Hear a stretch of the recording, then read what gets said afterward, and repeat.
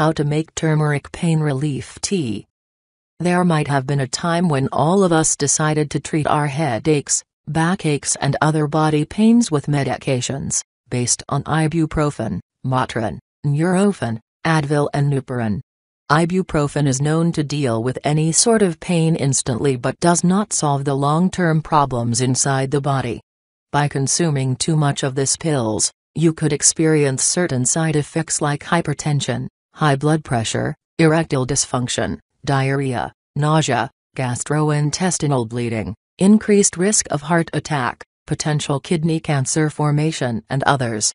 Fortunately, Mother Nature was graceful enough to provide us with a remedy for it all: turmeric.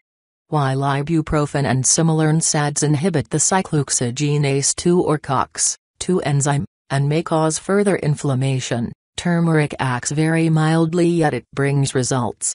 Turmeric is packed with a very powerful compound, known as curcumin, which acts like a true miracle for your health. Turmeric tea falls into the healthiest, most ancient and most effective natural remedies for getting rid of pain and inflammation. Turmeric tea is not recommended if you are breastfeeding or pregnant.